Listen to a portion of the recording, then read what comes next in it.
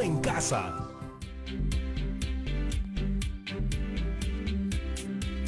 Hola amigas y amigos de cuarto de secundaria, bienvenidos y bienvenidas a este nuevo episodio de Aprendo en Casa, en el que conversaremos sobre algunas situaciones retadoras que tuvimos que vivir como país.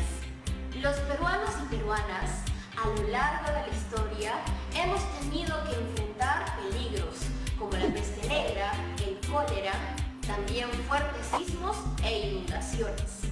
Tras estas situaciones difíciles, la ciudadanía peruana quedó muy afectada y distintos actores de la sociedad lideraron la etapa de recuperación social, económica y cultural.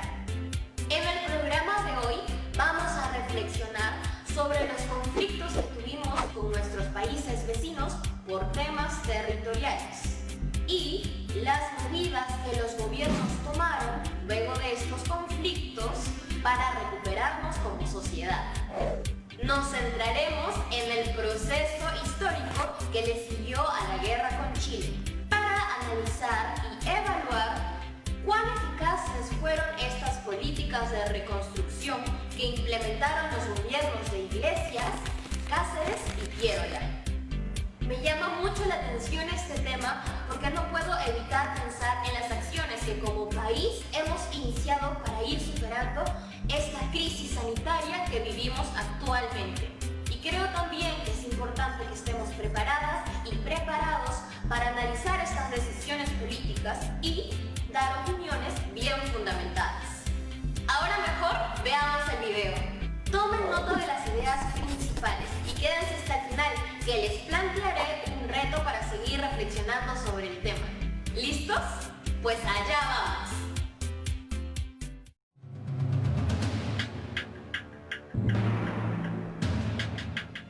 El Huáscar y la Independencia eran los principales buques peruanos, pero su poderío bélico era muy inferior a los blindados chilenos, como el Blanco Encalada y el Cochrane. Durante la década de 1870, el Perú había caído en bancarrota, dejando de pagar la deuda externa a los acreedores internacionales. Como consecuencia, nos quedamos sin crédito fiscal. Por esa razón, nuestro país no había tenido dinero suficiente para comprar armamento al nivel que lo había hecho Chile. Por otro lado, la débil Armada Nacional necesitaba urgentes reparaciones para entrar en campaña.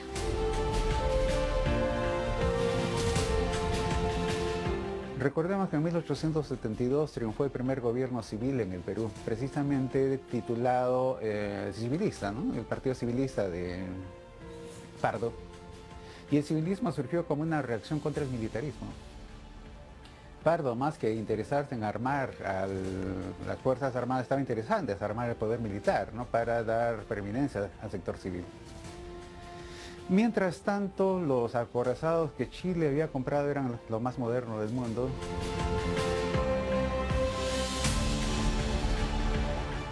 Había contraído los préstamos en tiempo de Balta, préstamos que fueron mal usados y fueron un obstáculo para modernizar el ejército y sobre todo la marina.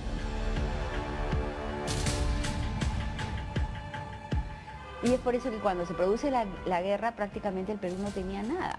Es decir, no habían armamentos, no había municiones, no habían vestidos, vestuarios para el ejército, ni tampoco alimentos.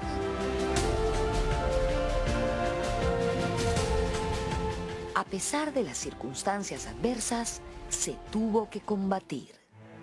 El 21 de mayo de 1879 se libró el combate naval de Iquique, puerto por donde se exportaba el salitre. El Huáscar, al mando de Miguel Grau, espoloneó y hundió la corbeta chilena Esmeralda. Grau pasó a la posteridad como el caballero de los mares porque salvó la vida de los náufragos enemigos. Además, devolvió a la viuda del capitán chileno Arturo Prat las prendas de su esposo muerto en combate. De otro lado, la fragata Independencia, mientras perseguía a la Covadonga, chocó con una roca submarina y se hundió. Así, el Perú perdió su mejor buque. Ante este desastre, las naves peruanas Huáscar y Unión adoptaron una táctica de guerrillas, atacaban y se replegaban. Así, mantuvieron a raya durante 6 meses a la poderosa armada enemiga. Además, interrumpieron sus comunicaciones. Las naves peruanas asestaron duros golpes al enemigo, como la captura del transporte Rímac. Esta inesperada efectividad de la debilitada Marina peruana provocó una seria crisis política en Chile. Corría el mes de julio de 1879.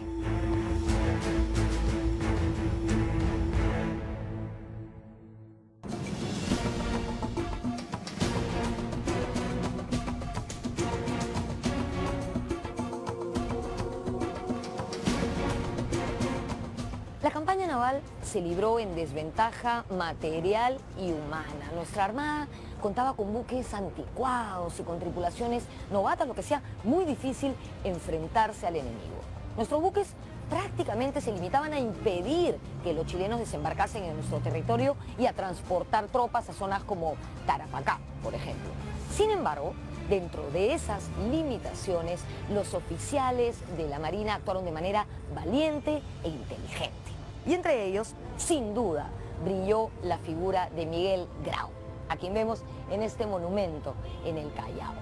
Grau, al mando de un limitado monitor como el Huáscar, pudo ser una muralla móvil y se convirtió en la pesadilla de los chilenos.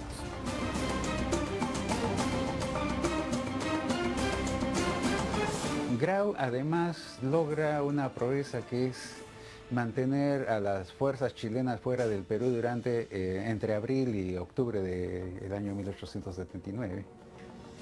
Para agosto del 79 la Armada chilena renunció a todo objetivo y el único objetivo que se plantea es la captura del Huáscar.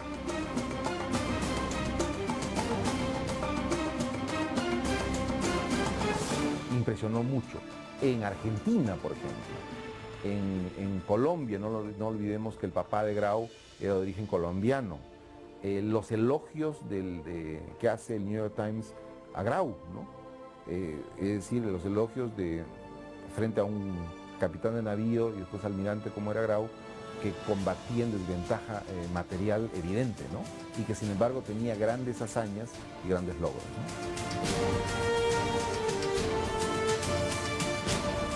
El único objetivo de la Armada chilena era capturar el Huáscar y finalmente lo consiguió. El legendario monitor fue rodeado en Angamos el 8 de octubre de 1879. Para cumplir ese objetivo se necesitaron 2 divisiones de buques chilenos encabezadas por los blindados Cochrane y Blanco Encalada. Se peleó hasta que el Huáscar quedó en escombros. Grau y la mayoría de sus oficiales murieron. Capturado el Huáscar y muerto su almirante, el Perú perdió definitivamente el mar y quedó inmovilizado. Mientras, Chile dispuso de todas las ventajas para desplazar sus tropas e iniciar la invasión.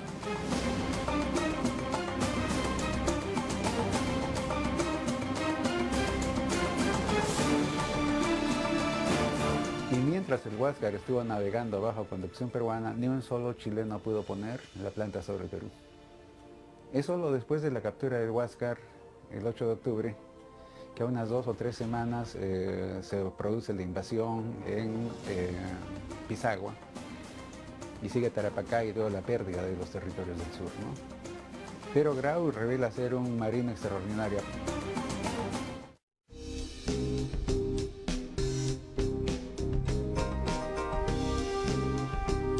Miguel Iglesias gobernó en medio de un país en ruinas. En su breve mandato se reabrió la Universidad de San Marcos y el Colegio Guadalupe. Se reinstaló la Corte Suprema y los tribunales de justicia. Además, se iniciaron los estudios para la construcción del muelle y dársena del Callao.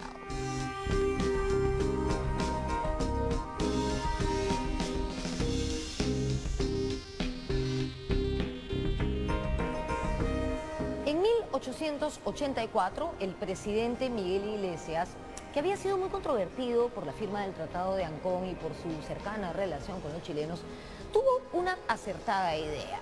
¿Cuál fue esta idea? Nombrar a Ricardo Palma director de la Biblioteca Nacional. La Biblioteca Nacional había sido prácticamente saqueada durante la guerra y su local estaba casi inservible. Dicen que los chilenos incluso lo usaron como establo para sus caballos. Durante varios años, Ricardo Palma asumió esta tarea con entusiasmo y puso su fama y su prestigio al servicio de la reconstrucción de la biblioteca. Envió cartas a personas e instituciones, tanto en el país como en el extranjero, solicitando donaciones de libros y documentos. Por esta actitud, la gente comenzó a llamarlo el bibliotecario mendigo. Iglesias reactivó impuestos, entre ellos la contribución personal. Esto golpeó a los indígenas y fue así que se produjo la rebelión de Ancash, dirigida por Pedro Pablo Atusparia, levantamiento que fue sofocado sangrientamente.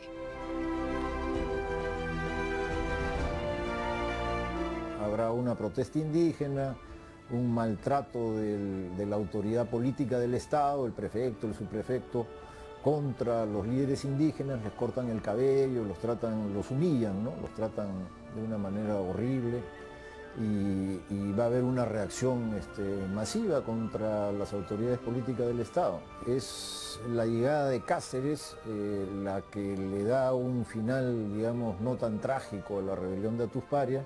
Incluso Cáceres va a recibir al hijo de Atusparia y lo va a educar, ¿no? Va a quedar a cargo de la educación del hijo de Atusparia.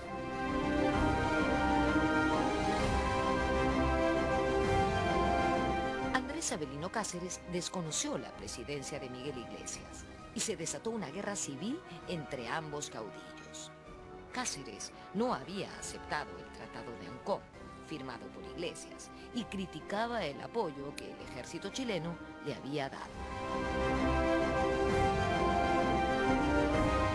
Digamos, la guerra civil que sigue a la guerra, digamos, al Tratado de Ancón, ¿no? Define quién va a ser el líder, ¿no? El líder. Entonces, obviamente, yo creo que era claro que el líder moral de lo que se podría llamar una nueva regeneración, ¿no? El segundo militarismo, es Cáceres.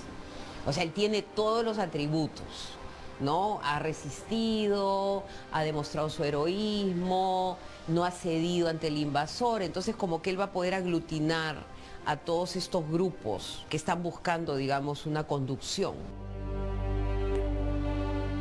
La guerra civil se extendió hasta diciembre de 1885. Iglesias tuvo que dimitir y partió al exilio. Más tarde moriría en Lima en el año 1909.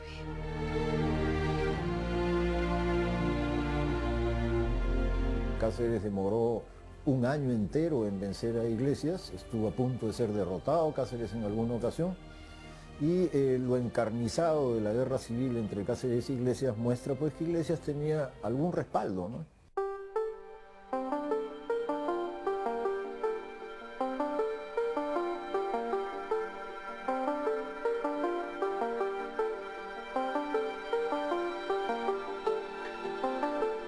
En el año 2011, mediante resolución suprema, se dispuso el traslado de los restos de Miguel Iglesias a la cripta de los héroes. Y esta medida fue bien controvertida, casi tan controvertida como la gestión de Miguel Iglesias como presidente. Iglesias había combatido en la defensa de Lima en el año 1881 valientemente e incluso en la batalla de San Juan, donde él mismo cayó prisionero, había perdido a su hijo. Pero luego fue colaborador, digamos que se entendió con los chilenos y terminó por firmar el Tratado de Ancón, aceptando la cesión de nuestro territorio.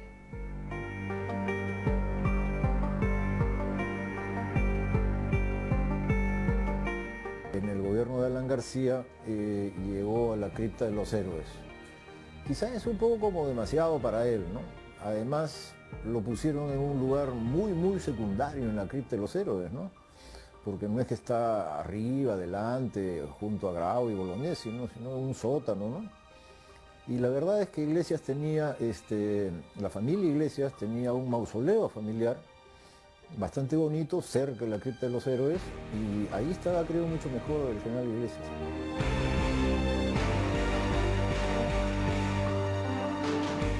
Derrocado Iglesias, se instaló un gobierno provisional que convocó a elecciones, que fueron ganadas por Cáceres, encabezando al Partido Constitucional y con el respaldo del Partido Civil.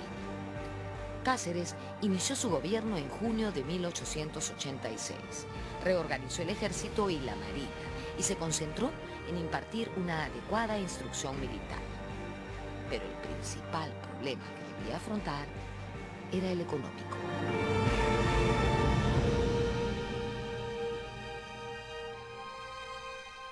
Una de las cosas que suele pasar con un país que pierde una guerra es el envilecimiento de su moneda. Y pasó con el sol de papel, el billete fiscal le llamaban en el Perú. No con el sol de plata, porque a él lo defendía su propio soporte metálico, que era la plata. Entonces el gran debate después de la paz de Ancón es qué hacemos con el billete fiscal. La pauta la había dado el ejército chileno de ocupación, que no recibía para el pago de impuestos billetes. Eso devaluó más al billete.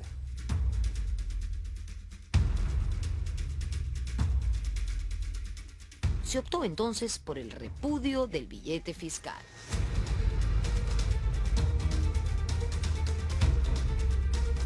Que es como desconocer a tu hijo, ¿no? Como decir, eso con que yo te pagué ya no vale.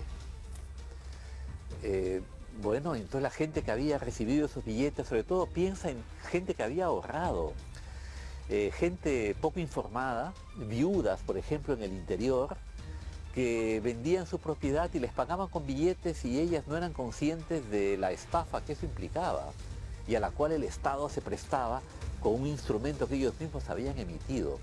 Quizás ese es el capítulo negro, te diría yo, de la reconstrucción económica, y son en cierta forma los sacrificados, ¿no? Indígenas que han juntado el dinero para pagar la contribución, se restaura la contribución indígena, ¿no? Bajo nombre de contribución fiscal, los indios tienen que pagar tributos en un país en que nadie más paga impuestos. Dice, se presentan con billetes que han juntado para pagar y el Estado no quiere reconocerles los billetes que él mismo ha emitido, ¿no? Durante el mandato de Cáceres se fundó el Banco Italiano y algunas compañías de seguros. También las cámaras de comercio de Lima, Callao y Arequipa. El héroe de la Breña lideraba el proceso de reconstrucción, pero no solo a nivel material, sino también simbólico, moral. Que repatria a muchos de los héroes de la Guerra del Pacífico cuyos cuerpos están dispersos en diferentes partes del Perú y hace como una especie de funeral unificador, ¿no? Entonces, digamos, ir curando las heridas, ir reconociendo a tus héroes, pero paralelamente a eso yo creo que el partido que él crea, ¿no? El constitucionalismo, ya también tiene un proyecto político-económico. Cáceres estableció la descentralización fiscal. Con esta medida, cada departamento cobraría sus impuestos y organizaría sus gastos a través de las juntas departamentales. Al final, la medida fracasó. Una de las cosas que hace Cáceres en el poder, no hay recursos, el país está arruinado, restaura la contribución fiscal de los indígenas y crea las juntas departamentales. El argumento para las juntas es que de esa manera se descentraliza el poder. Pero a las juntas se le da la plata de la recaudación fiscal y en buena cuenta de lo que se trata es de que los indios mantienen a las regiones con sus tributos.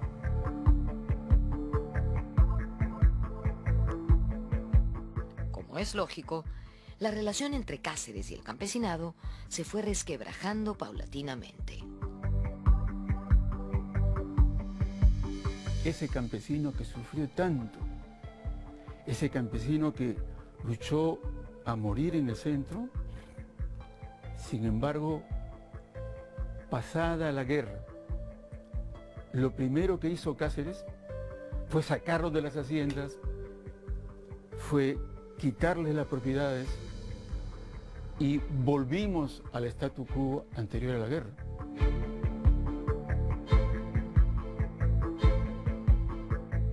atender la deuda interna, el gobierno de Cáceres creó impuestos al consumo de tabaco y alcohol, entre otros. Me parecen importantes ciertos esfuerzos que hizo el gobierno de Cáceres, particularmente el arreglo de la deuda pública.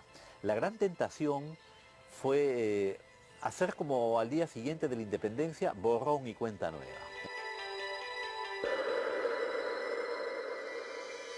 Por otro lado, la deuda externa resultaba impagable. Entre el monto principal e intereses atrasados, sumaba un total de 51 millones de libras esterlinas.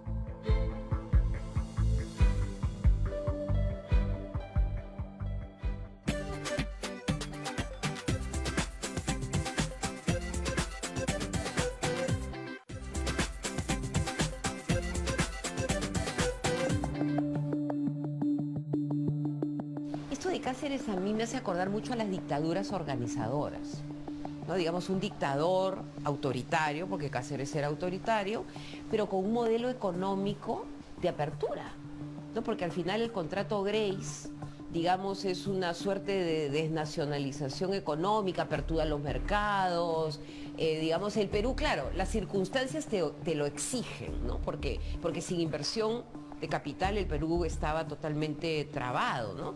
Entonces es una combinación extraña de un gobierno autoritario y, digamos, una política económica abierta y liberal, entre comillas, ¿no?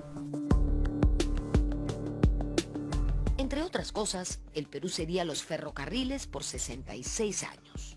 También concedía 2 millones de hectáreas de Amazonía, autorizaba la libre navegación por el lago Titicaca y se comprometía a entregar 2 millones de toneladas de guano y una cuota anual de 80.000 libras esterlinas. El contrato Grace me parece que fue positivo porque implicó, digamos, resolver la deuda quedó anulada, a cambio se entregaron los ferrocarriles y tampoco es que se dieran terminados, ¿eh? Los ferrocarriles estaban inconclusos, destruidos, sin locomotoras. Yo pienso que fue un buen arreglo en este sentido para el Perú. Con el contrato Grace, la deuda externa peruana vuelve a cero. El Perú vuelve a ser un país elegible por la comunidad financiera internacional, puede contraer nueva deuda externa y sobre todo se convierte en un país confiable, en el sentido de que llegarán una serie de inversiones extranjeras. De las tierras de Ceja de Selva, solo se entregaron 450.000 hectáreas. La cuota de 80.000 libras esterlinas solo se hizo efectiva el primer año. Por eso, años después, durante el oncenio de Leguía, las líneas férreas fueron cedidas a perpetuidad. El mismo Basadre es cauto cuando dice, bueno, fue una operación quirúrgica necesaria. No teníamos cómo evitarla, pero nos costó mucho.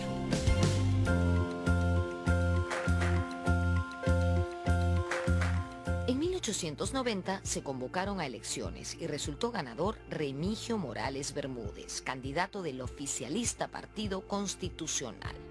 Durante su gobierno se continuaron los tendidos de ferrocarriles, pero no se logró hacer cumplir el plebiscito de Tacna y Arica.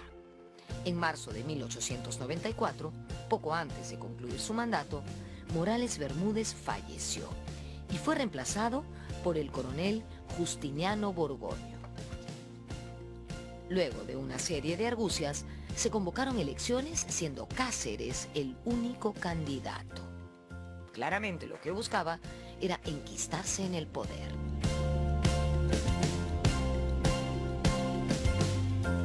Suscribo a lo que dice Jorge Basadre. Ni un héroe puede hacer riendas con los jirones de la libertad. Es un juicio muy duro el de Basadre. Dice, solo le faltó una cosa a Cáceres para su consagración, que hubiera sido apoteósica, morir en Huamachuco. Sobrevivirse a Huamachuco y convirtió al héroe en caudillo, y el caudillo cometió una serie de arbitrariedades, destruyó la institucionalidad. El gobierno de Cáceres tenía los días contados. Solo duró unos meses. Quien galvanizó a toda la oposición en una coalición nacional fue Nicolás de Piérola, jefe del Partido Demócrata. El otro socio importante de esta coalición fue el Partido Civil, que antes había apoyado a Cáceres.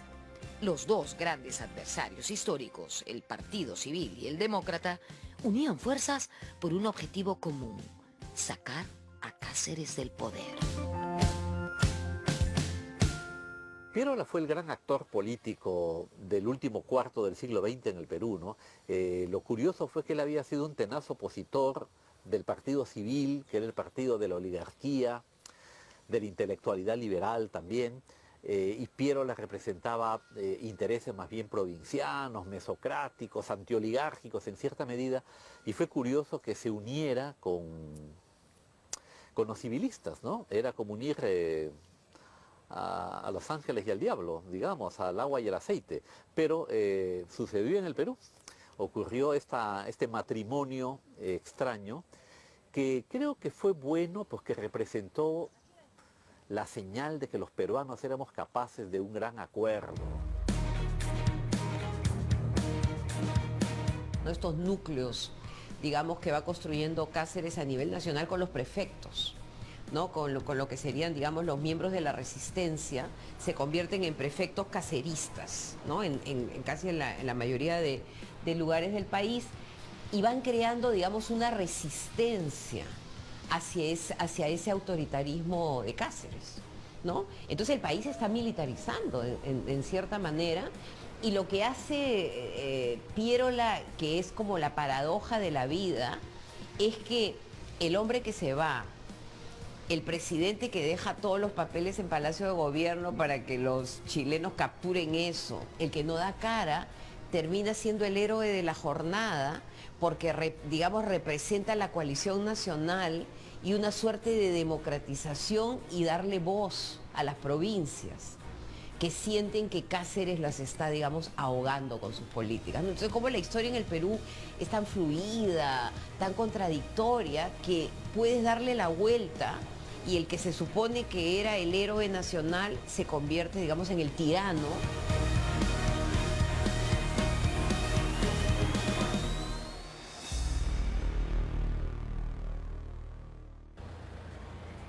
Ante el desprestigio político de Cáceres, Nicolás de Piérola organizó una revolución para derrocarlo. El califa, como le decían a Piérola, llegó a nuestro país desde Chile e ingresó al Perú por el sur Chico, Pisco, Chincha, y al llegar al Cañete se dio cuenta de que tenía una inmensa cantidad de seguidores. Apoyado por el Partido Civil, Piérola organizó un ataque contra la capital. El escenario de las luchas fueron las calles de Lima. En ellas se enfrentaron el ejército de Cáceres y los montoneros de Piérola. El 17 de marzo de 1895, Piérola estableció su cuartel general aquí, donde estoy en este momento, en la llamada Plazuela del Teatro.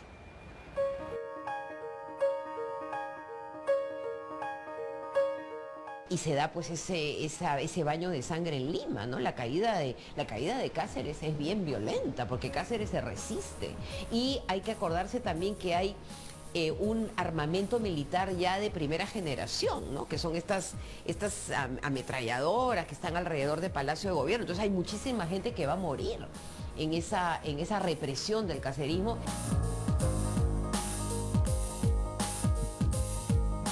Y lo vence a Cáceres en una cosa que era la especialidad de Cáceres, las montoneras, ¿no? Y entonces es que Cáceres, una cosa era el campo de batalla y otra cosa era el mundo agitado de la política, ¿no?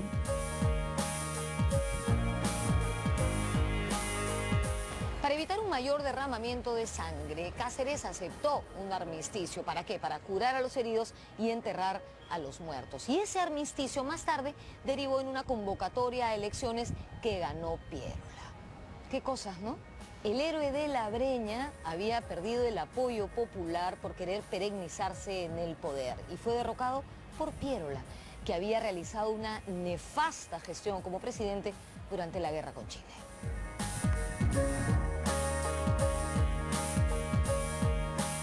Piérola es una de las figuras, claro, controvertidas de la historia política peruana. Me imagino que en una lista de mejores y peores presidentes va a aparecer en ambas, ¿no? Hay quienes lo idolatraban. Bueno, Basadre era un historiador pierolista, por ejemplo, ¿no? Porque él representaba, creo, mucho del Perú, ¿no? En el sentido de ser un hombre, por ejemplo, católico, muy conservador en materia de ideas religiosas. Por otro, populista, ¿no? O sea, que le gustaba enamorar a la plebe, movilizar a la gente, confiaba mucho en la movilización popular. Arequipeño, que parece que ser doblemente peruano. ¿Qué tal les fue? ¿Tomaron nota de las medidas de reconstrucción económica, social y cultural luego de la guerra? Reconstruir un país no suena a una labor sencilla, ¿no? Hay que estar alerta de los éxitos y fracasos del pasado para tomar las mejores decisiones hoy. Por eso, quiero que pensemos en si las medidas que implementaron los gobiernos de la época fueron finalmente eficaces para la reconstrucción nacional. Ahora es tu turno.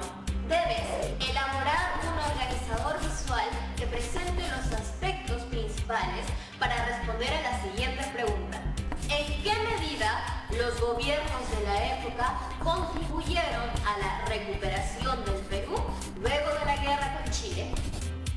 Además, deberás incluir tu reflexión sobre el reto que tiene el gobierno actual para impulsar la nueva convivencia y reactivar la economía del país, incorporando también mejoras al sistema de salud que teníamos antes de la pandemia. Cuando hayas terminado tu trabajo, además de guardarlo en tu portafolio de evidencias, puedes compartirlo con tu familia. Así, de paso, fomentan el diálogo sobre nuestro papel como ciudadanos y ciudadanas en esta situación que venimos atravesando. Yo haré lo mismo